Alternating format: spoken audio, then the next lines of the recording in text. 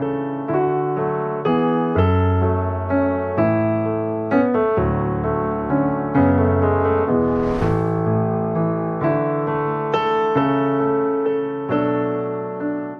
irmãos, a paz do Senhor.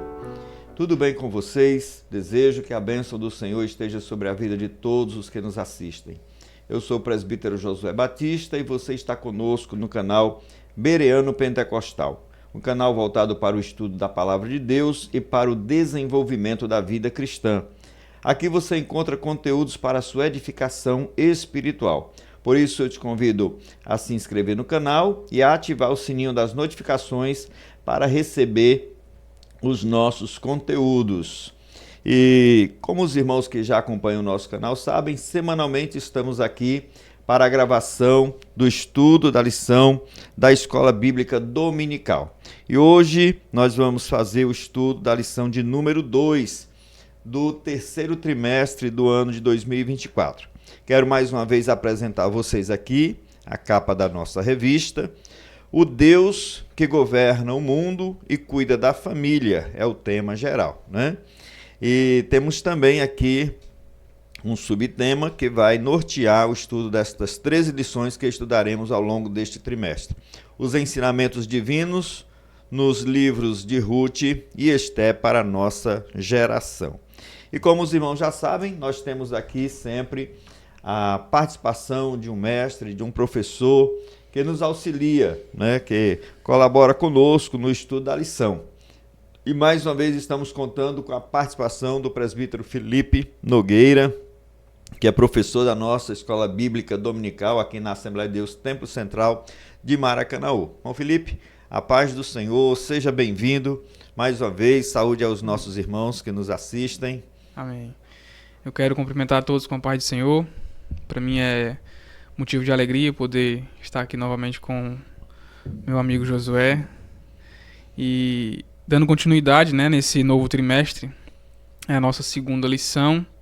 Hoje nós vamos ter uma visão mais panorâmica especificamente do livro de Ruth e eu tenho certeza que nós vamos ser muito edificados nesse trimestre com esses 13 lições, com certeza, em nome de Jesus.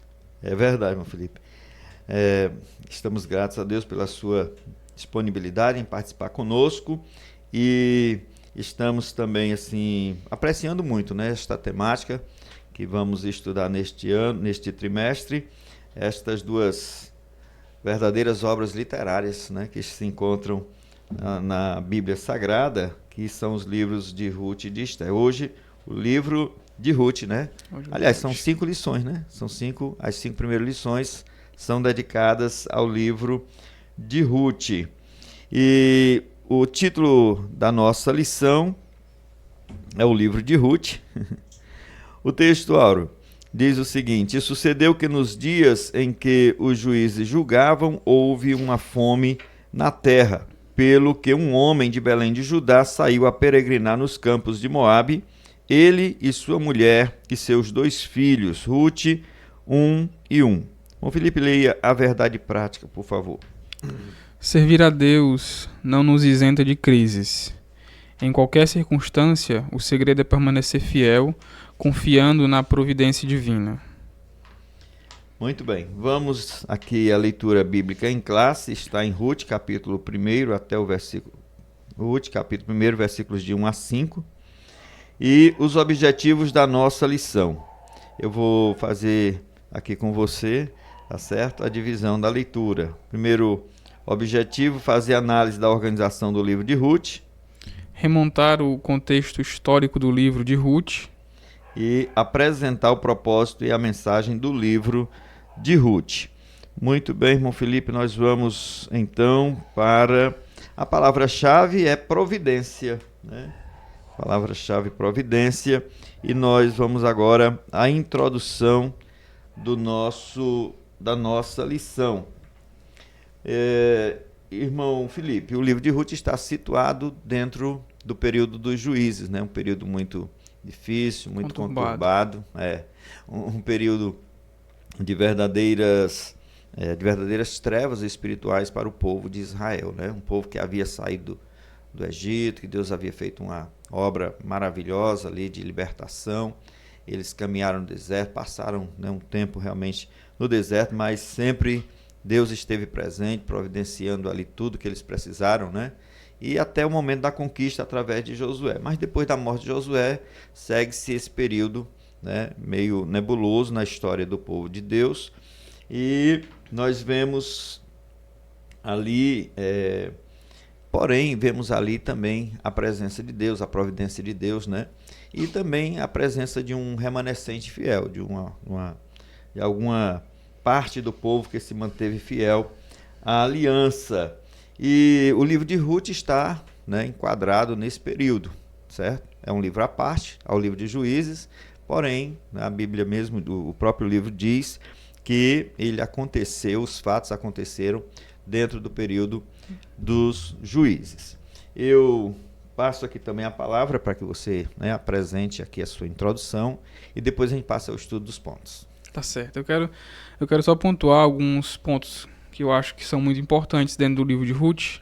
No decorrer da aula nós vamos aprofundar um pouco mais, mas um dos pontos é esse que o senhor acabou de citar, né? O livro ele acontece no período dos juízes, e nós sabemos que o período dos juízes é um período muito conturbado, né?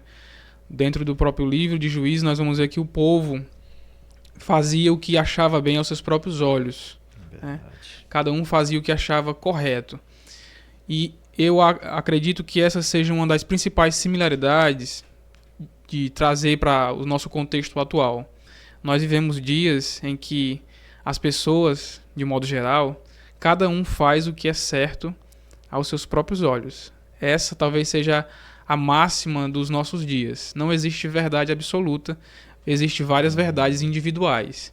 E aí cada um faz o que é certo aos seus próprios olhos, né? Então, eu acredito que nós temos muitas coisas importantes para tirar, para não fazer, né, daquilo que a gente precisa olhar e não fazer, não cair nos mesmos erros dele.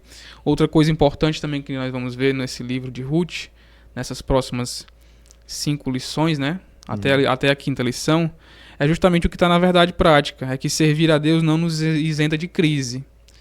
Nós vivemos dias em que as pessoas, através de pregações e canções, dizem o oposto, né? É só você ligar a sua televisão, em um canal de TV, que você vai ver pessoas dizendo que nós somos filhos do rei, e filho do rei é príncipe. E príncipe não pode sofrer, filho de rei não pode sofrer. Uma vez eu escutei um pastor pregando, e ele disse que o crente que estava escutando aquela mensagem devia fazer uma autoanálise, se ele estava sendo fiel a Deus. E se a resposta fosse positiva, se ele estivesse sendo fiel a Deus, e mesmo assim estivesse enfrentando problemas na vida, ele tinha todo o direito de colocar Deus contra a parede e dizer que não aceitava e de que decretava a vitória. E em toda a Bíblia, o livro de Ruth é apenas mais um exemplo de que o crente sofre, o servo de Deus sofre. A diferença é como nós passamos por esse sofrimento. Então, o livro de Ruth também vai trazer esse rico ensinamento. E outro é o próprio tema da revista, né? Que é muito claro no livro de Ruth, o controle de Deus, né? Noemi achou que Deus estava punindo ela, né? De certo modo estava punindo, e que tinha largado mão dela, que tinha deixado ela à mercê da vida. Mas na realidade Deus estava cuidando de Noemi. E não só de Noemi, como controlando todas as coisas. Eu sei que às vezes não é fácil ser controlado por Deus através do sofrimento, mas às vezes ele faz isso, né? E essa mulher sofreu muito na vida, e o sofrimento dela não pode ser apagado, mas no final ela agradeceu a Deus, ela louvou a Deus pela restituição, por tudo aquilo que Deus fez. Então, às vezes na vida da gente, nós estamos passando por problemas, por situações que a gente não consegue enxergar, né? Uma vez eu escutei até um pastor pregando, talvez o senhor já tenha escutado esse exemplo, e às vezes Deus faz isso com a gente, né? Quando uma mulher está fazendo um bordado, e aí se a gente olhar o bordado por baixo, não tem nenhum significado, é um bocado de linhas trançadas. Mas quando você olha o bordado por cima, ali está sendo feito algo em perfeição. Então, às vezes, com a gente é do mesmo jeito. Nós estamos por baixo do bordado, a gente não está entendendo. mas Deus está controlando todas as coisas. Por mais que a gente ache Deus que ele tá não... tecendo, né? Ele está tecendo a história da humanidade, de acordo com aquilo que ele já designou.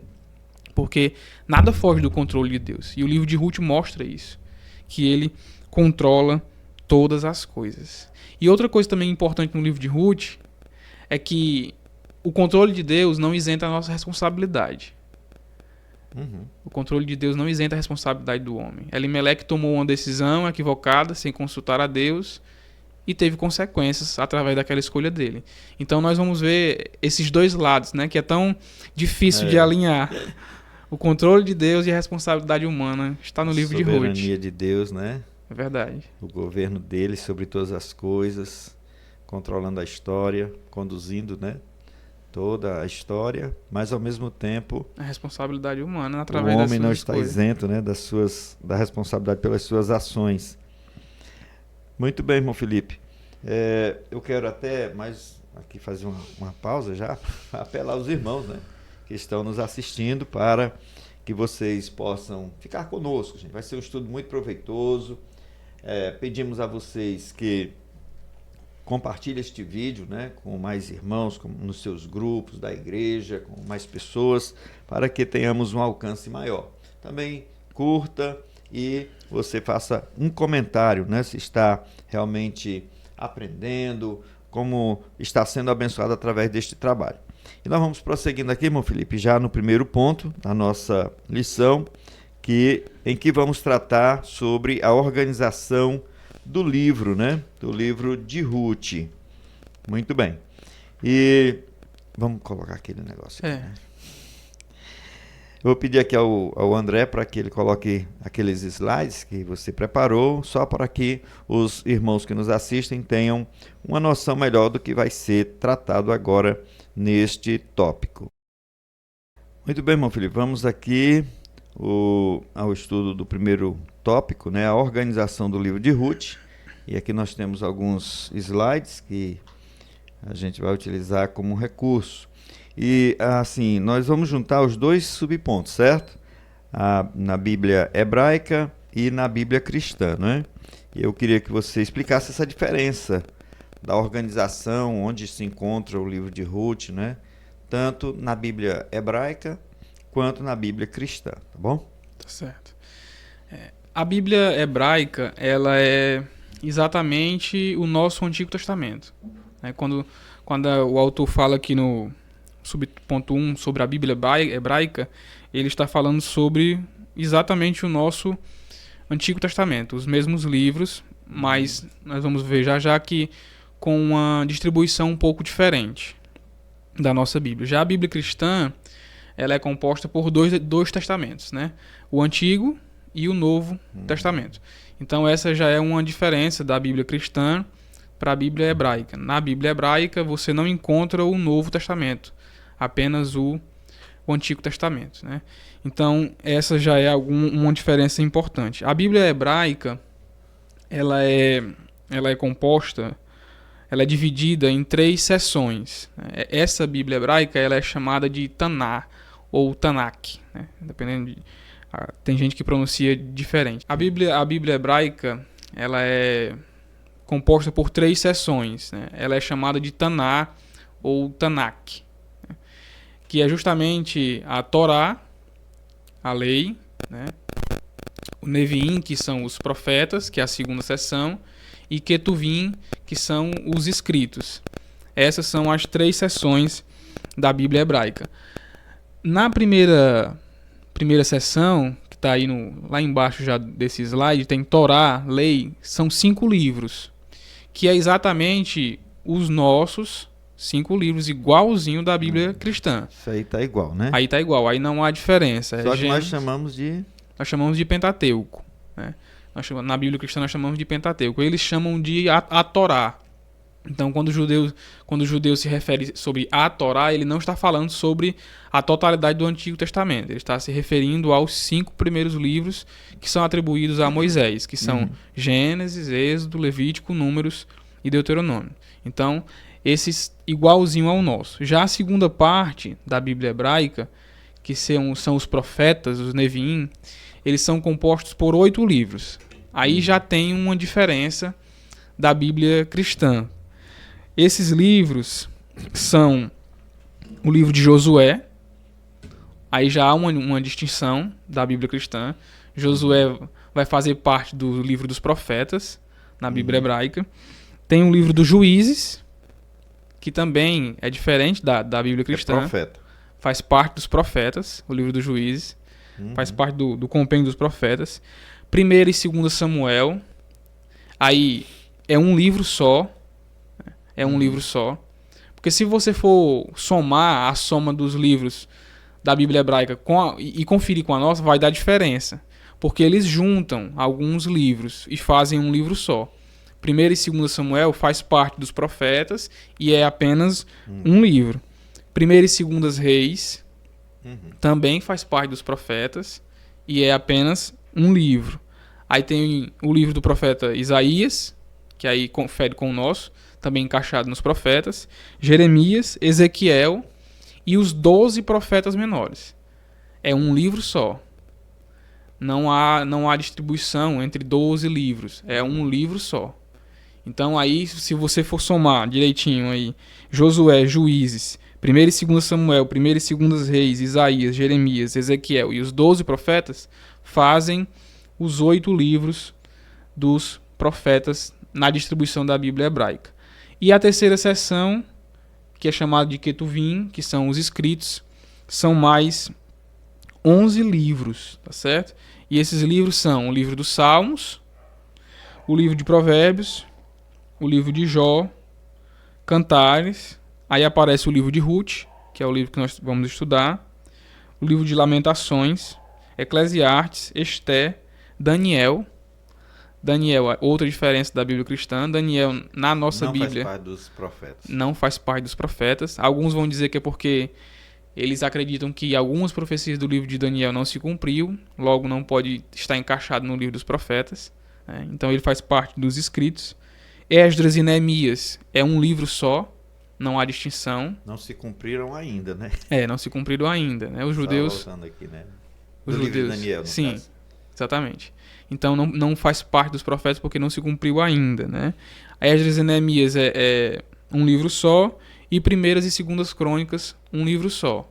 Então essas são algumas diferenças, né, da Bíblia hebraica para a Bíblia cristã. Enquanto na Bíblia cristã se encerra com os profetas menores, né, o último livro da nossa Bíblia, da mudança do Antigo para o Novo, é o livro do profeta Malaquias. Então, mas na Bíblia hebraica, o último livro é o livro de 1ª e 2ª Crônicas. Seria o último livro. Os últimos livros da final da Bíblia hebraica. Então, essas são algumas diferenças, né? Já na Bíblia cristã, ao invés de 3 seções, nós temos 4, e alguns gostam até de falar em 5, né? Que são os livros do Pentateuco, são os livros poéticos, os históricos e os proféticos. Pode avançar? Pode avançar. Avança aí, André.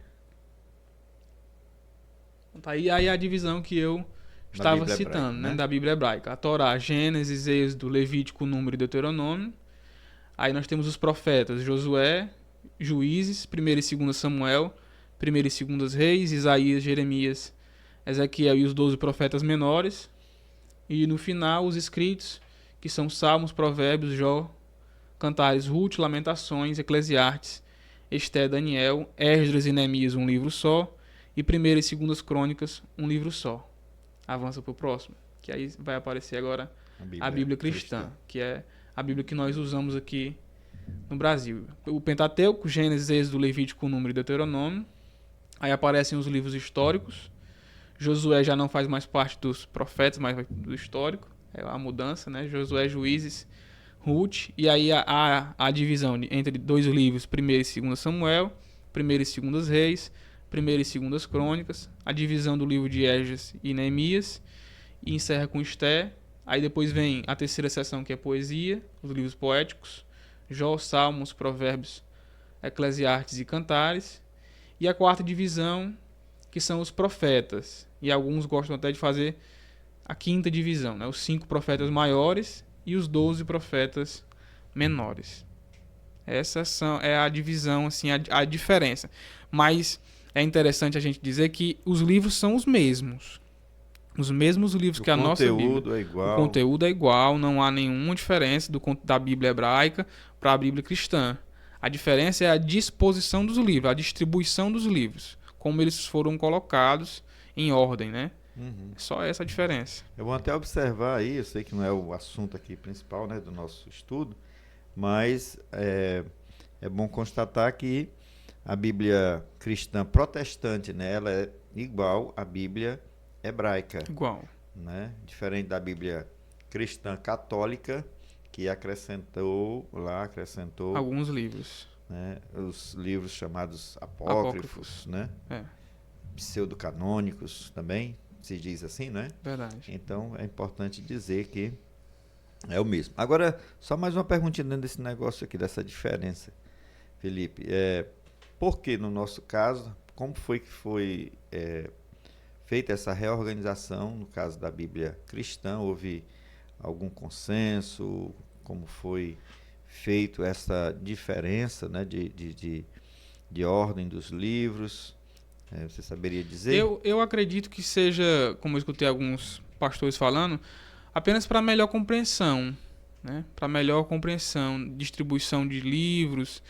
Você pega a Bíblia hebraica, os 12 profetas menores é um livro só, né? Já na Bíblia cristã há essa distribuição e eu acredito que é para melhor compreensão, né? Para o melhor entendimento do leitor em si, né? A nossa Bíblia, ela de certo modo, ela não segue uma ordem cronológica, mas ela procura seguir, né? Malaquias, o último livro do Antigo Testamento, a maioria das pessoas acredita que o final do período em que ele profetizava é exatamente aquele período em que acontece o silêncio profético. Então ele está ali para melhor compreensão. Já a Bíblia hebraica não tem esse propósito. Eu acredito que seja para isso. Eu também ouvi um comentário, né, dizendo que no nosso caso os livros proféticos ficam no final, né, porque eles predizem sobre a vinda de Cristo, né, sobre o nascimento do Messias, o surgimento do Messias. Então, é a preparação para o Novo Testamento. Exatamente, porque logo após vem o Novo Testamento, em que há o cumprimento, né, dessas profecias, tá certo? E eu gosto aqui da nossa organização, né? Se bem que, por exemplo, esses livros históricos, eles poderiam estar organizados assim, né? Porque há os livros históricos antes do exílio e há os livros históricos depois do exílio, né? Como Sim. Neemias, Esdras, são livros que realmente posteriores, assim, cronologicamente deveriam ficar depois do exílio, né? Mas é só uma questão de agrupamento, importante é a mensagem de cada livro. Irmão Felipe, então a gente pode passar agora para o terceiro subponto, né? Autoria e data. Aí vamos lhe perguntar assim, sobre o que os eruditos afirmam sobre a autoria e a data de escrita, né, do livro de Ruth. Quem foi o autor do livro de Ruth? A autoria, ela é de fato desconhecida, né? Nós não podemos afirmar quem é o autor do livro de Ruth. É desconhecida. Mas a grande maioria dos estudiosos, principalmente os judeus, né, os rabinos, eles atribuem a autoria a Samuel. Muito baseado no Talmud, né, que é um livro muito importante na formação dos judeus, né, posterior à Torá, entre o primeiro e o segundo século aí da era cristã, mas é um livro que tem uma grande importância. O Talmud, ele nasce... Deus deu a Israel a lei, a Torá, os 5 primeiros livros. Essa lei foi escrita, mas essa lei escrita, ela era transmitida oralmente. Digamos que a lei escrita, ela era interpretada oralmente. E essa interpretação da lei, que era feita de modo oral, ela era passado de pai para filho. De pai para filho. Deus ordenou isso na lei, que fosse passado de pai para filho. Quando nós chegamos no primeiro século da nossa era, Israel foi praticamente, mais uma vez, em sua história, destruído.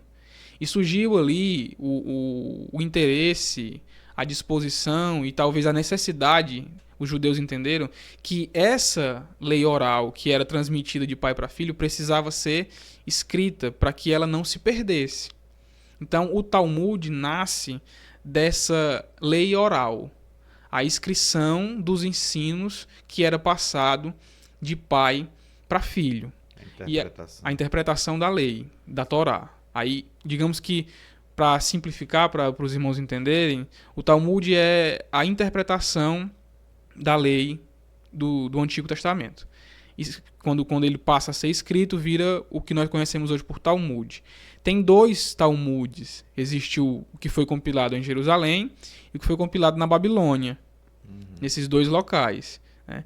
Então, quando esse material é composto, ele é chamado, essa interpretação escrita é chamado de Mishnah. Se eu não me engano, a pronúncia é essa, Mishnah. Quando a Mishnah é feita e chega até os estudiosos judeus, aos rabinos, eles vão ver e vão começar a debater sobre aquele novo material. E esse debate que ocasiona aquilo que eles chamam de a segunda parte do Talmud, que é a Gemara. Então o Talmud ele é dividido em Mishnah e Gemara. Esse livro ganha uma grande importância no contexto dos judeus, na formação, no ensino e no crescimento, porque o Talmud é a lei oral que foi transmitida de pai para filho desde o princípio do povo judeu. Então, ele tem uma grande importância. E esse livro, Talmud, atribui a Samuel a autoria do livro de Ruth. Então, a maioria dos estudiosos judeus atribuem ele a Samuel. Outro motivo, e talvez esse seja o principal motivo pelo qual eles atribuem o livro de Ruth a Samuel, é o final do livro. Os últimos versos do capítulo 4, o livro de Ruth é um livro pequeno, tem apenas 4 capítulos, ele vai encerrar mostrando a genealogia de Davi. Então, Samuel é o juiz, é o profeta que unge Davi como rei. Então, o fato de o livro encerrar com a genealogia de Davi, mostrando a origem da família de Davi, que vem de Boaz e Ruth, mostra também que a pessoa que escreveu o livro tinha esse interesse de mostrar Davi como o rei legítimo, o rei que merecia herdar aquele trono. Então, talvez esse seja um dos motivos pelo qual eles, os judeus, atribuem a Samuel a autoria do livro. Mas bater o martelo não tem como a gente dizer. Tem vários livros da Bíblia, né? Porque é interessante a gente observar, para os irmãos que estão assistindo, que nem sempre o título do livro é o autor. Né? Ruth, quem é o autor do livro de Ruth? É Ruth. Não é. Jó, exatamente. A Bíblia ela tem o nome, às vezes, do livro, mas no sentido do personagem central do livro, né? E não do autor. Do protagonista. Principalmente no Antigo Testamento, né? Isso é muito recorrente. É interessante essa questão aí sobre Samuel, né? Dele ter sido o profeta que ungiu Davi, né? Porque havia uma profecia sobre realmente lá no Gênesis, quando Jacó vai abençoar seus filhos, né? Capítulo 49 de Gênesis. Capítulo 49, ele fez uma profecia sobre Judá. Que o cetro não se apartaria de Judá, né? E aí cetro está ligado realmente a reinado, ao reino, né? E então houve um resgate, porque o primeiro rei de Israel foi... Não era de Judá. Era da o primeiro rei era da tribo de Benjamim, Saul. Então é como se Samuel estivesse mostrando que o legítimo rei era da tribo de Judá. O Gênesis apontava para isso, né? E da tribo de Judá não era Saul. Da tribo de Judá era Davi. Apesar de que foi Deus que mandou levantar Saul, né? Mas foi uma coisa assim provisória. E há diversas interpretações de que Deus deu Saul ali mais pela vontade do povo, né? Do que pela vontade dele mesmo. Vão apontar a permissão de Deus, né? Isso. E não a escolha de Deus. Em que época mais ou menos teria sido escrito o livro, irmão? Esse livro, ele, como o senhor falou, acontece na época dos juízes, né? O período dos juízes, ele tem mais ou menos cerca de 300 anos. Ele vai desde a conquista da terra por Josué, a sua morte, até o primeiro rei. E o primeiro rei é Saul, né? Então é um período longo, amplo, um período aí de 300 anos que o povo passou de escuridão. Mas, como nós temos a informação da genealogia de Davi no final do livro, então nós podemos ter a ideia de que esse livro acontece cerca de 3 gerações antes de Davi, né? Porque nós temos lá no finalzinho do livro, mostrando justamente essa questão, lá no capítulo 4, no versículo 17, vai falar assim: as vizinhas deram-lhe o nome dizendo, nasceu um filho para Noemi e o chamaram de Obed. Este veio a ser o pai de Jessé, o pai de Davi. Então, Boaz, Obed, Jessé, Davi. Se Davi é o segundo rei, nós vamos voltar aí 3 gerações. Se o período teve cerca de 300 anos, o período inteiro, então nós estamos falando aí os últimos 150, 100 anos, talvez, aproximadamente, no finalzinho do período dos juízes. Bem no finalzinho do período dos juízes é que vai acontecer essa história do livro de Ruth. Agora a escrita do livro mesmo, então, provavelmente foi aquele, até o comentarista, né, o pastor Silas Queiroz, ele diz que provavelmente foi escrito no século X antes de Cristo, né? Ano mais ou menos 1050, por aí, né? Tá certo? Então, tem mais alguma coisa a acrescentar nesse ponto, Felipe? Não. Foi bem esclarecido. André, pode até tirar os slides agora. A sinopse do primeiro ponto é: Ruth está categorizado como um livro histórico por causa do seu evidente gênero narrativo, né? Então, o gênero literário de Ruth faz parte do gênero narrativo, portanto, histórico. O segundo ponto, irmão Felipe, é o contexto histórico. Agora nós vamos ver o contexto histórico em que acontece a história, que é o tempo dos juízes, né? No tempo dos juízes, é o primeiro subponto. A história do povo hebreu pode ser dividida em diversos blocos: patriarcal, escravidão, êxodo, conquista, juízes, monarquia, exílio, etc., né?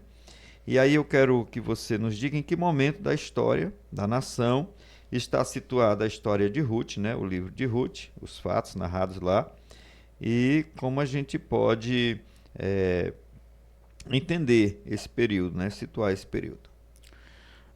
O momento histórico é exatamente esse finalzinho que nós acabamos de encerrar no primeiro ponto, né? É no finalzinho ali do período do livro dos juízes, da era dos juízes, que ocorreu durante pelo menos 300 anos da história do povo de Israel, né? Lá pro finalzinho é quando vai acontecer essa história de Ruth, Noemi, Elimeleque e seus filhos. A questão do livro dos juízes, quando nós vamos e lemos, para a gente entender o livro de Ruth, a gente está muito ligado ao livro dos juízes. O livro de Ruth já começa dizendo que aconteceu nesse período, né? Nos dias em que os juízes julgavam, né? A história de Ruth se desenvolveu.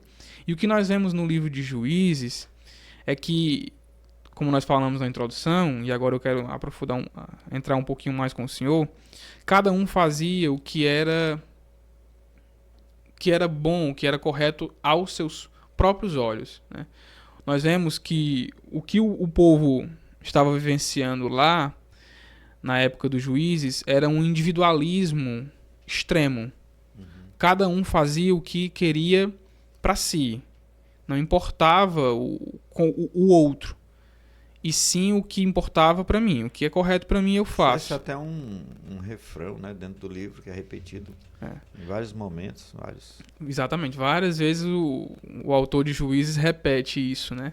Porque se você ler o livro de Juízes, ele é meio que repetitivo, um ciclo, né? O povo peca, o povo arrepende-se, pede perdão, Deus levanta um libertador, um juiz, há uma libertação, através daquele libertador que Deus levantou, daquele juiz. O povo é grato, agradece por um período de tempo. Depois o povo volta a pecar, passa de novo pelo sofrimento da perseguição dos inimigos, clama de novo perdão, clama por um libertador, Deus levanta um novo juiz. É um ciclo vicioso, né? É um ciclo vicioso que Israel vivenciou isso durante muitos anos. Muitos anos, né? O ciclo de pecar, arrepender-se, pecar, arrepender-se, pecar, arrepender-se, até que Deus disse: chega, basta, agora vocês vão ser levados cativos, né? Isso faz parte da história do povo hebreu. Agora, quando o livro fala de que cada um fazia o que era correto aos seus olhos, eu acho interessante a gente trazer para os nossos dias, irmão Josué, como nós falamos na introdução, é que não há diferença. Cada um faz o que é correto aos seus próprios olhos. Isso do ser humano de modo geral. O que nós temos que ter cuidado é nós crentes, para não cairmos nesse erro. No cristianismo não há espaço, não existe espaço para individualidade. Jesus deixou isso muito claro. O evangelho, ele é feito do todo. Nós somos um corpo. São vários membros, mas que fazem um corpo. Eu tive o prazer de estar durante esse mês inteiro, que se encerrou o mês de junho, com um pastor amigo nosso, pastor Lins, da congregação do Residencial, e lá nós estivemos meditando durante o mês inteiro sobre a oração do Pai Nosso. E é tão interessante a oração ensinada por Cristo. Ali os discípulos chegam para Jesus e dizem assim: ensina-nos a orar. E aí Jesus vai ensinar. Se Jesus está ensinando a eles, cabe a gente. E é Jesus quem está ensinando. Então, tem ricos ensinamentos ali. E toda a oração, se você observar, em toda a oração, Jesus nunca ora na primeira pessoa, nunca ora no singular. É sempre Pai Nosso, Pão Nosso, nossas dívidas e nossas tribulações. Deus é nosso Pai, o pão não é só meu, eu não preciso pedir só para mim, mas eu preciso pedir pelo do Senhor. As dívidas não é só minha, são nossas dívidas. E a tentação que eu preciso pedir livramento não é só da minha, é toda. Então, na oração do Pai Nosso, nós vemos Jesus dizendo para mim que eu preciso me preocupar com o Senhor. Que o Senhor precisa se preocupar comigo. Quando o Senhor for orar, o Senhor precisa lembrar de mim. Quando eu for orar, eu preciso lembrar do Senhor. Então, isso é cristianismo, né? E às vezes, o que nós vemos hoje é um individualismo muito forte no meio de algumas pessoas dentro da igreja. Falta de submissão ao senhorio de Cristo, né? Falta de Porque, submissão. igual no tempo dos juízes, eles estavam num período de anarquia. E anarquia é a ausência de governo, ausência de um poder central, de um soberano. Eles não tinham rei naquela época. E assim, muita gente se diz cristã, se diz crente, mas na verdade só querem saber do Salvador. Esquecem da parte do Senhor. Né? Ele é nosso. Quem quer aceitar Jesus como seu Senhor e Salvador? Se ele é nosso Senhor, nós somos agora seus servos, né?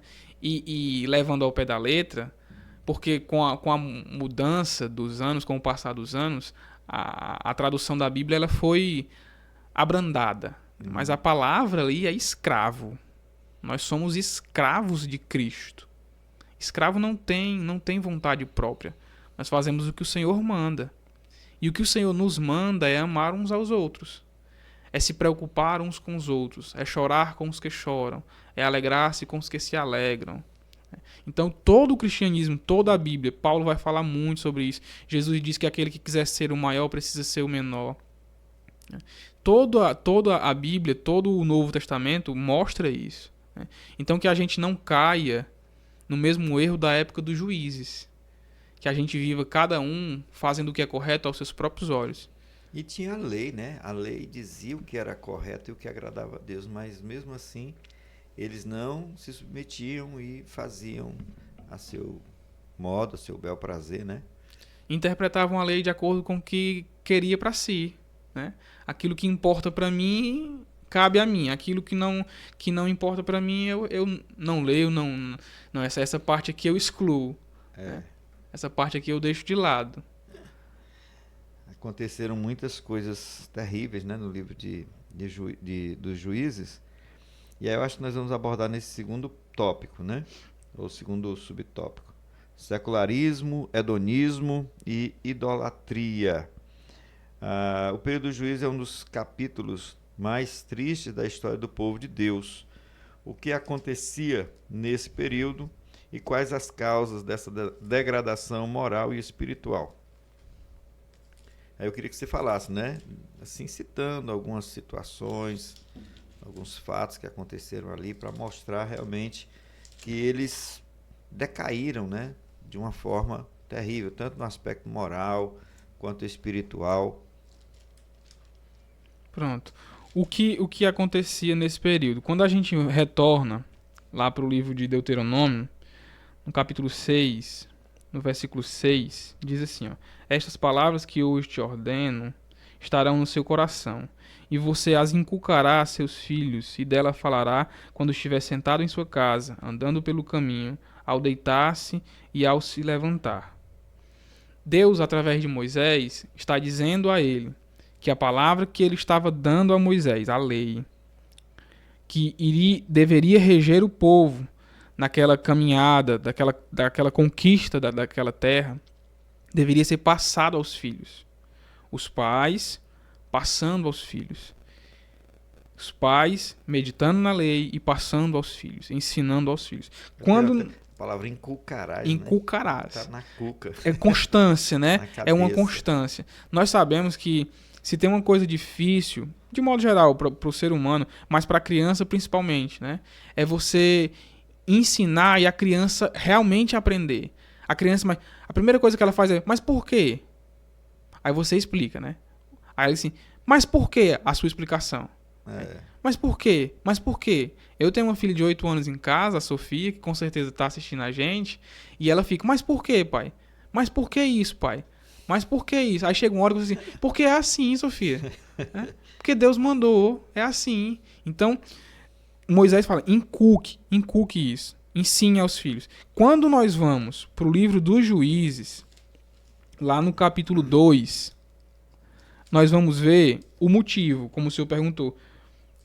O que foi que aconteceu? Qual foi o problema? E eu acredito que o problema está aqui no capítulo 2 de Juízes. Quando a gente lê a partir do verso 7 do capítulo 2, a Bíblia diz assim: ó: o povo serviu o Senhor todos os dias de Josué e todos os dias dos anciãos que ainda sobreviveram por muito tempo depois de Josué. Josué morreu, os anciãos continuaram vivos, e enquanto tinha lá um ancião, o povo continuava servindo o Senhor, que viram as grandes obras que o Senhor tinha feito em Israel. Josué, filho de Num, servo do Senhor, morreu com a idade de 110 anos. Ele foi sepultado em sua própria herança, na região montanhosa de Efraim, ao norte de Gás. Aí no verso 10 diz assim: ó: toda aquela geração também morreu. Que geração? A geração que tinha visto Josué e que tinha visto os anciãos. Josué morre, os anciãos morrem. Aí o verso 10 diz que toda aquela geração posterior também morreu e foi reunida a seus pais. E depois dela se levantou uma nova geração que não conhecia o Senhor e nem as suas obras que ele tinha feito por Israel. Como assim? Aonde está o erro aqui? Deus diz através de Moisés que os pais deveriam ensinar os filhos, inculcar a lei e os feitos de Deus, para que eles não se esquecessem. Josué ensinou, os anciãos ensinaram aquela geração. Só que aquela geração que morre após os anciãos falharam. Eles não ensinaram aos seus filhos, ao ponto daquela nova geração nascer sem saber sobre nenhum feito de Deus. Como pode? Hoje é muito comum a gente escutar frases do tipo assim, José: as crianças de hoje já nascem diferente. Né? As crianças de hoje são totalmente diferentes da nossa época. Eu discordo. Eu acho que a geração de pais de hoje é completamente diferente da geração de pais do passado. Não são as crianças, né? Não são as crianças. Os pais de hoje não cobram, não instruem, não têm impulso como os nossos pais tinham. E automaticamente, se a criação é diferente, o resultado não pode ser o mesmo. Quando nós trazemos isso para a palavra de Deus, há uma grande responsabilidade que pesa sobre os pais. A nossa revista vai falar sobre o governo de Deus, mas também vai falar sobre o cuidado das famílias. Durante esse trimestre inteiro nós vamos falar sobre isso. E há um peso, uma responsabilidade que recai sobre os ombros dos pais na instrução de Deus. Hoje nós vemos que os pais são muito preocupados em dar aos seus filhos muitas coisas. Dar aquilo que eles não tiveram. Né? Mas, sem dúvida alguma, o que eu e você podemos dar aos nossos filhos de mais importante é ensinar eles a amar a Deus. Ensinar eles a gostar da palavra. Gostar de estar na igreja. Amar a oração. É nosso papel. Porque se eu não passar isso à minha filha, se eu não conseguir passar isso a ela, o resultado dela quando ela crescer pode ser drástico, como foi em Juízes. O que é que o povo de Israel estava fazendo em Juízes? O povo caiu na idolatria, e a idolatria ela é um pecado que ela tem várias ramificações. Uma dessas ramificações que o povo de Deus praticou era o culto através da prática sexual com as prostitutas que serviam no templo. Oséias fala sobre isso de forma muito clara lá no capítulo 4, que o povo de Israel ia até o templo e cultuava a deusa pagã, através de relações sexuais com as prostitutas dentro do templo. Então veja o que a falta de instrução dos pais leva os filhos a fazerem. É nossa responsabilidade. É papel dos pais. Não é papel do pastor, não é papel do professor da escola dominical. É claro que há uma responsabilidade sobre a igreja. Uma corresponsabilidade. Mas a principal responsabilidade é dos pais. Ensina o teu filho o caminho, lá com ele, dando testemunho, ensinando, andando com ele, mostrando o correto, mostrando o errado, mostrando os problemas, mostrando os benefícios de servir a Deus e os prejuízos de não servi-lo. Para que a gente não caia no mesmo erro que essa geração que viu Josué, viu os anciãos, mas não ensinaram os seus filhos. E quando eles morreram, eles não sabiam nem o que Deus tinha feito por Israel. Uma coisa que o comentarista fala e que eu assim até destaquei é a questão da liderança, né, irmão Felipe? Josué morreu, foi uma grande liderança, mas depois dele não se levantou, assim, não houve um sucessor de Josué que realmente estivesse à altura, né, para liderar aquele povo.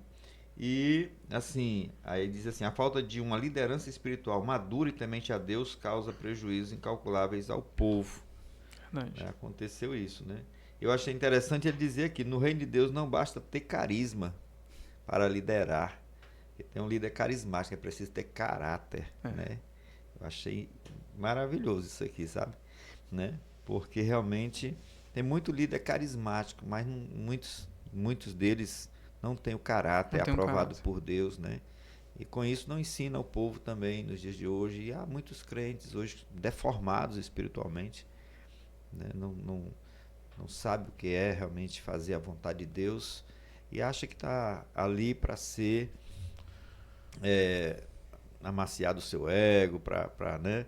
Para ser o centro das atenções. As pessoas estão perdendo a noção, justamente por essa falta de instrução da liderança, né? Por isso que você precisa, eu escutei certa vez um pastor pregando que Aonde é que eu devo me congregar? Se congregue na igreja mais perto da sua casa. Não.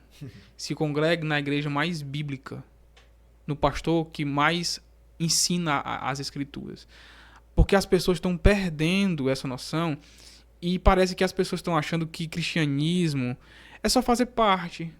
Faço parte da igreja. Sou cristão. Como um grande pastor que já faleceu, o pastor chamado R.C. Sproul, ele certa vez ele disse que não é o quanto eu e o senhor conhecemos da Bíblia, é o quanto nós vivemos ela. Isso é o que importa. O preocupante hoje é porque as pessoas não estão nem conhecendo a Bíblia. Se já tem gente que conhece e não vive, imagine aqueles que nem conhecem. Eu vi um vídeo essa semana, pastor José, nas redes sociais, que eu fiquei assustado.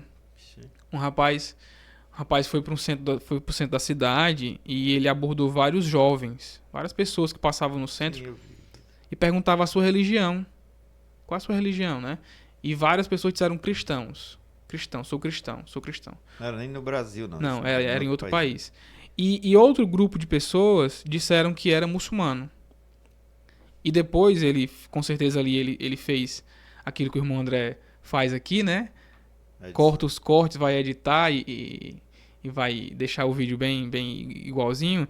Ele começa a perguntar aquele grupo que disse que era cristãos se eles poderiam citar 2 versículos da Bíblia para ele. E os jovens, as pessoas tomaram um susto e não souberam citar 2 versículos da Bíblia. 2. E quando ele vai para o outro grupo e pergunta aos muçulmanos se eles poderiam citar 2 versículos do Alcorão, todos recitaram. Todos, sem exceção de nenhum, recitaram para ele os 2 versículos do Alcorão. Então, eu vi outro, Felipe, aproveitando, de um comediante que é ateu, né? E ele fala que, assim, ele faz cria uma situação de humor, mostrando que os cristãos dizem que amam Jesus, né? E que Jesus é a coisa mais importante. E que os cristãos têm um livro, né? Um livro oficial. Aí, quando perguntam aos cristãos, você já leu esse livro todo? Aí a maioria vai dizer, não, nunca li o livro todo, né? Então, se parece essa situação que você está colocando, desse descaso que muitas pessoas vivem dentro das igrejas como cristãos, mas a fé é superficial, né? E por isso o cristianismo acontece o que aconteceu com o povo de Israel. O cristianismo, ele não é uma religião teórica. Tem um versículo da Bíblia pra gente poder passar, porque senão nós vamos ficar presos aqui, né? Mas tem um versículo da Bíblia que Jesus mostra isso, né? Lá em João, no capítulo 8, no versículo 31, Jesus diz assim, ó. Então Jesus disse aos judeus que haviam crido nele. Esses judeus eram o quê? Crentes. Tinham crido em Jesus. Pronto. Será que isso é suficiente? Será que crer em Jesus é suficiente? Eu creio nele. Só que Jesus continua no verso e diz assim, ó. Se vocês permanecerem em mim e as minhas palavras permanecerem em vocês, vocês serão verdadeiramente meus discípulos. O que Jesus quer da igreja é que a gente seja mais do que crente. Ele quer que a gente seja discípulo. Porque o crente pode passar a vida inteira sem nunca ler esse livro. O discípulo não. Não tem nem como. O discípulo vai ler. O discípulo vai orar. O discípulo vai se relacionar com o Senhor. O crente pode ser que passe a vida inteira se relacionando com a obra, mas não com o Senhor da obra. Isso é possível. Muito bem, muito bem. Vamos prosseguir agora para o terceiro subponto, opressão, clamor e livramento. Aí eu quero que você fale das consequências, né, desse estado espiritual da nação, quem eram esses juízes, como é que a gente... São iguais os juízes ali do STF de hoje? Não. Os juízes da época... Tinha nem o Alexandre de Moraes lá. Não. Brincadeira, pessoal. Não tinha, não. Os juízes lá, na realidade, eram guerreiros. Né? Eram líderes no sentido de liderança de guerra, de luta. Né? você vai ter Gideão, né? Você vai ter Débora, né? Uma mulher, né? Já que nós vamos falar o trimestre inteiro sobre duas mulheres, né? Isso. Ruth e Esté, uma oportunidade para as irmãs da igreja, né? Eu estava até conversando com a minha esposa esses dias e falando, né, que a nossa igreja é uma igreja que valoriza o ministério feminino. Graças a Deus por isso, né? Ao ponto de nós passarmos 3 meses estudando sobre duas mulheres, né? Ruth tem muito a ensinar ao homem, né? Esté tem muito a ensinar aos homens também. Então, os juízes lá Com da exceção época... do pastorado feminino, né, que não há entre nós, Não, mas as não. mulheres têm muita liberdade, né, de pregar, de dirigir os trabalhos, de liderar, né, de serem lideranças reconhecidas dentro da Assembleia de Deus. Então, assim, Não existe o pastorado no sentido do título, né? Não existe pastora. Mas tem muitas irmãs que exercem funções de ensino na igreja, né? Que são convidadas para instruir, são mestres, que têm o dom dado por Deus e é reconhecido pela nossa igreja sem nenhum problema, sem nenhuma dificuldade. Na nossa sede, recentemente, nós tivemos uma irmã pregando no encerramento da EBD, né? No culto. Rinágila. Quero até trazê-la aqui, viu? Pronto, benção, né? Então a nossa igreja não Para tem uma dessas lições. nenhum problema com isso. E os juízes lá não eram no sentido de magistrados, né? Mas sim de guerreiros, né? De homens e mulheres que lideravam mais, assim, o povo. Destacados, você lembra aí? Tem Gideão, né? Tem Sansão. Débora, Sansão. Sansão com certeza é um dos mais conhecidos, né? Um dos mais... Falem no livro de Juízes, você lembra de Jefté, né? Que tem o voto de Jefté, que é problemático, né? Aí é assunto para o senhor debater com o mestre Luiz. Então, esses são os nomes mais conhecidos, né? E as consequências, como o senhor perguntou, é a idolatria, o afastamento de Deus. Por consequência, vem a punição de Deus, né? Mas o que eu acho bonito, irmão José, é que, como nós falamos desde o início da aula, é que o livro de Juízes é um livro conturbado, né? Obscuro, problemático, é um período de trevas do povo judeu. Mas em nenhum momento Deus se esconde. Em nenhum momento Deus abandona o povo. Mesmo diante de todos os pecados, nós vemos a graça de Deus. A graça de Deus. Na escolha daquele povo, no cuidado com aquele povo, mesmo sem eles merecerem. Eles recorriam, clamavam, choravam, pediam, e Deus sempre socorria. Porque assim, Felipe, havia uma aliança estabelecida, né? O povo havia votado aquela aliança de serem fiéis, de cumprir todas as palavras do Senhor, mas no livro de Juízes nós vemos eles abandonando a aliança, né? Quebrando a aliança com Deus. Mas mesmo assim, quando eles voltavam, se arrependiam, clamavam ao Senhor, restauravam, né, a aliança, Deus sabia que eles iam quebrar de novo. Mas mesmo assim, ele mostrava o motivo pelo qual ele escolheu Israel, né? Lá em Deuteronômio, no capítulo 10, deixa só eu ler esse texto, que Deus mostra por que escolheu Israel. O que foi que levou Deus a escolher Israel? Deuteronômio 10, 15 diz assim: eles eram muito numerosos. Mas o Senhor se afeiçoou tão somente dos seus pais para os amar. E a vocês, descendentes dele, ele escolheu do meio de todos os povos, como hoje se vê. Por que foi que Deus escolheu Israel? Porque ele os amou. Por que foi que Deus escolheu a igreja? Deus prova o seu amor para conosco no ato de ter Cristo morrido por nós quando nós ainda éramos pecadores. Não há mérito nem em Israel e nem em mim. Deus simplesmente nos ama.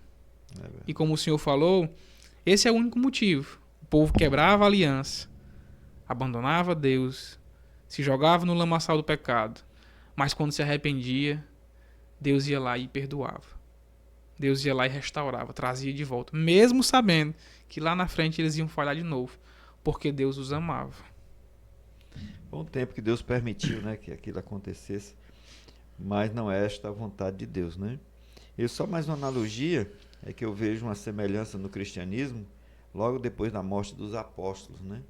O cristianismo, ele ali a partir do 2º século, ele começa a entrar assim também num caminho em que entram muitas heresias e vai, né, o povo vai se desviando e É tanto que depois Deus precisou fazer uma reforma, Uma né? reforma. Levantar os reformadores no século XVI. Vamos ao terceiro ponto, o propósito e a mensagem do livro de Ruth. Gente, é importante, né, Felipe, que a gente diga que nós não estamos falando da história de Ruth. Isso ainda vai realmente acontecer nas próximas lições. Hoje é o estudo do livro, né, da estrutura, né, da organização dentro do texto bíblico.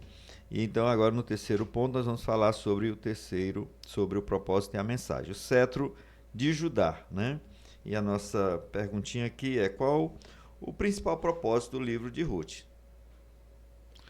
O livro de Ruth tem. Eu vejo.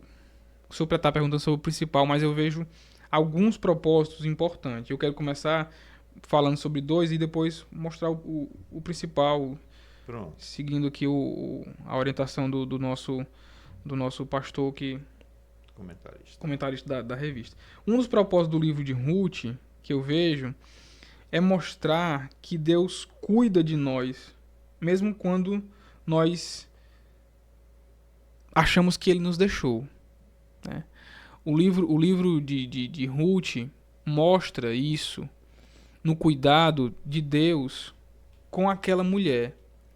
Quando Noemi vai ser aprofundado nas outras aulas, quando Noemi perde o esposo e depois perde os seus dois filhos, Mahlon e Quilion, os dois morrem, ela reúne as suas duas noras, né, Ruth e Orfa, e diz a elas que retornem às suas famílias, né, para que elas possam se casar novamente, constituir família. Ela libera elas daquele compromisso com ela para que elas voltem. Né.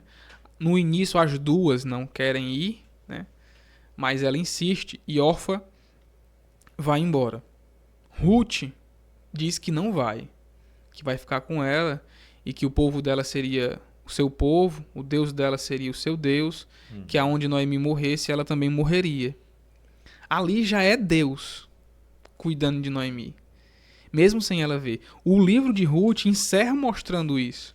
No capítulo 4, quando Ruth, já casada com Boaz, tem o seu filho, as mulheres, as vizinhas, chegam para Noemi e diz a ela, Ruth, é para ti melhor do que vários filhos, do que 7 filhos. 7 filhos. Então, através de Ruth, Deus cuidou de Noemi, mesmo sem ela perceber. E é assim que Deus faz com a gente. Às vezes a gente não percebe, mas Deus está cuidando da gente sem a gente nem ver. Ah, Deus não está nem me vendo. Há tanto tempo que eu peço, há tanto tempo que eu clamo, né? E Deus não me responde. E na realidade Ele está cuidando da gente. Né? Tem um autor chamado Max Lucado, né? Tem um livro dele que ele fala em Seus Passos, o que faria Jesus. E há um capítulo do livro que ele mostra justamente isso, né? Um crente caminhando, reclamando porque Deus não o deixou naquela caminhada. Ele está caminhando sozinho. E aí no livro ele pinta o quadro de que Jesus aparece e diz: filho, você não está caminhando, eu estou te carregando nos braços. As pegadas que você está vendo são minhas, não são suas. Né? Então, um dos propósitos do livro de Ruth é mostrar o cuidado de Deus com a gente. Mesmo quando tudo está difícil, o crente não pode... Providência divina, né? Não pode achar que está só. Lembre-se que a vida não é fácil. Jesus disse que no mundo nós teríamos aflições. Mas Ele prometeu que estaria conosco até a consumação dos séculos. Isso precisa estar na nossa mente, martelando. Está difícil, está complicado, mas Ele está com a gente. O livro de Ruth mostra isso. Esse é um dos propósitos. Outra coisa também importante é que o livro de Ruth, de certo modo, se a gente observar, ele lembra a parábola do filho pródigo. Lá na parábola do filho pródigo, o filho sai, deixa a casa do pai, né? Rico, né? Rico, tinha tudo, né? Como abandona. Noemi, né? Noemi é levada, Elimeleque sai da casa do pai, né? Num momento de dificuldade, ele não consulta a Deus, não pede orientação a Deus e escolhe sair. Né? E lá eles perdem tudo. Noemi perde tudo. Perde tudo. E o juízo de Noemi, que está acontecendo sobre ela, na realidade, é o pai trazendo de volta ela para casa. O filho pródigo perdeu tudo. E só depois que perdeu tudo, ele se deu conta que na casa do pai, ele tinha tudo. E fartura de pão. Ele tinha fartura. Então, quando Noemi perde tudo, o pai está trazendo ela de volta. Em Belém é a casa do pão. A casa do pão. Na casa do pão faltou pão. E o principal propósito, para a gente passar para o próximo ponto, José, eu acredito que seja fazer esse elo, essa ligação com o rei Davi, a família real, né? Apontar a família, a linhagem real que vinha de Ruth, de Boaz, de Davi, que apontava para o Messias. A linhagem de Davi, a linhagem do Messias de Israel, que veio de uma gentia.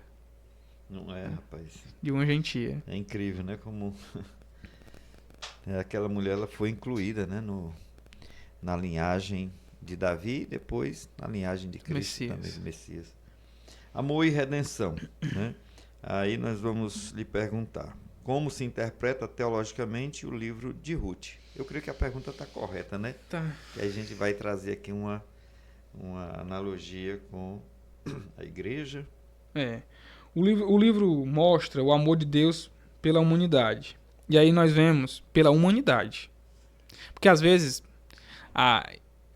hoje, graças a Deus, é raro escutar, mas quando eu era criança, eu escutava muito isso, muito, nas igrejas. Que Deus tinha escolhido os judeus. Por causa do pecado dos judeus, tinha aberto-se uma oportunidade pra gente. Escutava muito quando eu era criança isso, muito. E isso não é uma interpretação correta das Escrituras. Não é. Quando Jesus diz assim, eu vim para os judeus, ele está dizendo que veio para os judeus, que é dos judeus, mas não que veio salvar somente eles, né? Boaz aqui representa, uma das aplicações teológicas, Boaz representa o povo judeu. Ruth representa o povo gentil. É Deus salvando judeus e Deus salvando gentios. Não só Ruth. No Antigo Testamento, nós vamos ver Raabe, nós vamos ver o rei de Salém, que me fugiu agora o nome dele, Melquisedeque, né? Ao qual Abraão, o pai da nação, pagou o dízimo a ele, reconhecendo que ele era maior, como o autor aos Hebreus vai falar isso, que ninguém pede a bênção a quem é menor, só pede a bênção a quem é maior. E Abraão pediu a bênção a Melquisedeque. E ele era sacerdote do Deus vivo, então ele já conhecia Deus. Então, nós vemos Boaz representando os judeus, nós vemos Ruth representando os gentios, nós vemos Boaz redimindo Ruth, né, no sentido de resgatando ela. Boaz aqui representa o Messias, resgatando a humanidade, pagando o preço que devia ser pago. Boaz traz Ruth, que era uma lei do costume do povo da época, né? O parente mais próximo se casar com a viúva. Então Boaz, esse ato de se casar com a viúva era chamado de remir, né? Está remindo a viúva. Então Deus, através de Jesus, nos remiu, pagou o preço, e o preço foi caro, foi o preço de sangue, e nos reconciliou com Deus. Então, Ruth representa o eterno plano de Deus, também para os gentios. Nós vamos ver, em todo o Antigo Testamento, nós temos Isaías fala sobre isso, né? Fala sobre uma casa de oração a qual os gentios viriam adorar. A casa de oração a qual os gentios virão adorar. Então, Ruth representa que os gentios também faziam parte do plano. Eles sempre fizeram parte do plano, desde o Antigo Testamento, né? A visão ela é progressiva. Né? Ela é progressiva. No Novo Testamento, nós vamos ter esclarecimentos maiores sobre isso. Mas isso não quer dizer que no Antigo Testamento não estivesse lá essa verdade também. Rapaz. Aí nós entrar pela tipologia, né? Essa questão do Boaz como realmente um representante de Cristo, né? Como um símbolo de Cristo, um É. tipo de Cristo. E por último, o terceiro ponto é fidelidade e altruísmo. Vamos lá, que belas lições podemos extrair do livro de Ruth? Você já falou bastante, né? E poderia trazer mais algum comentário. Eu acredito sim, é o último ponto para a gente encerrar, e falando sobre belas lições. Deus controla tudo. Essa é a grande lição do livro de Ruth.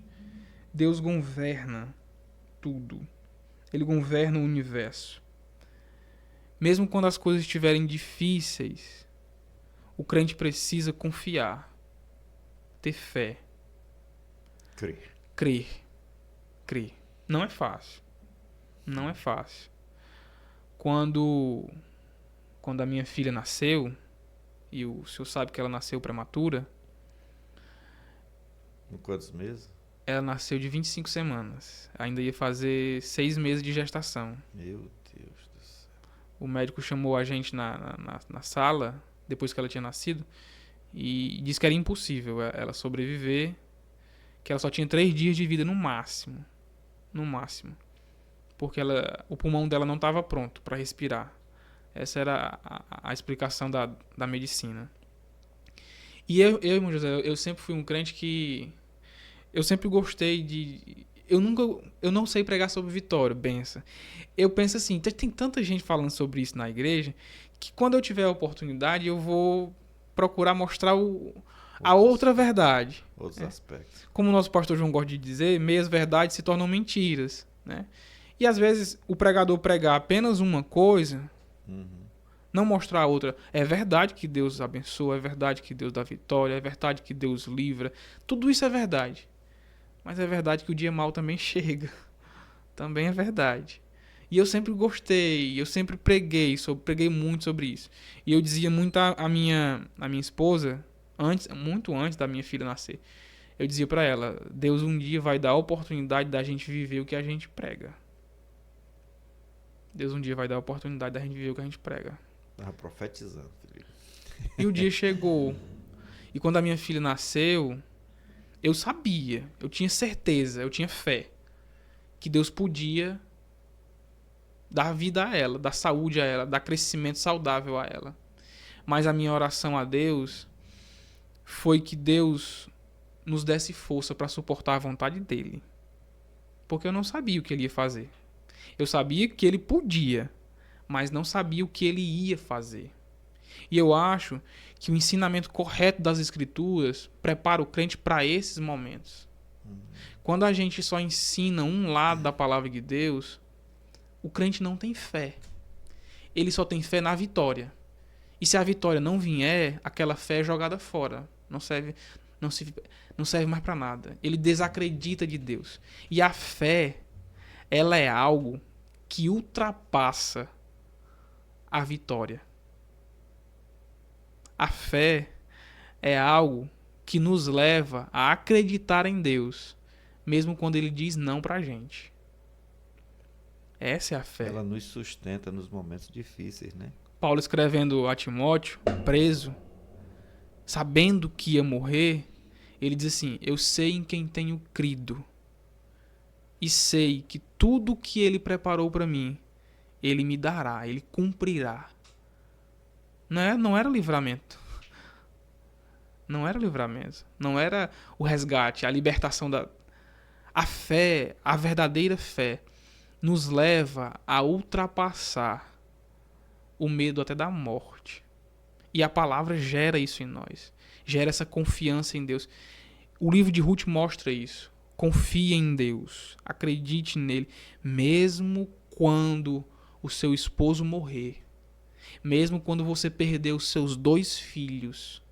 Deus continua cuidando de você. Eu acredito que esse é o grande e principal propósito do livro de Ruth. E outro ensinamento também importante, que nós vemos no livro de Ruth, é pense no outro. Pense no próximo. Ruth poderia ter escutado o conselho de Noemi e ter voltado para a vida dela. ter reconstituído a família dela, voltado para casa da sua mãe, do seu pai, do seu povo, como a própria Noemi vai dizer no livro, do seu Deus. Volte para o seu Deus. A sua cunhada voltou para o seu Deus. Vá você também, Ruth. Só que Ruth não foi. E por que Ruth não foi? Porque pensou em Noemi. Certamente. Viu aquela mulher já ela vai idosa, ficar com né, quem? desamparada. Quem vai né? cuidar dela? É. E o texto mostra, o livro mostra que Ruth amava Noemi. Ela amava. Né? Quebra o paradigma da sogra mal, né? É. Na relação. Com certeza vai ser falado nas próximas aulas. Nora e sogra, né? Havia um amor ali daquela nora pelaquela sogra. E ela abriu mão do seu povo, do seu Deus, pensando em Noemi. E por trás disso tudo estava Deus cuidando de Noemi através de Ruth. Glória a Deus.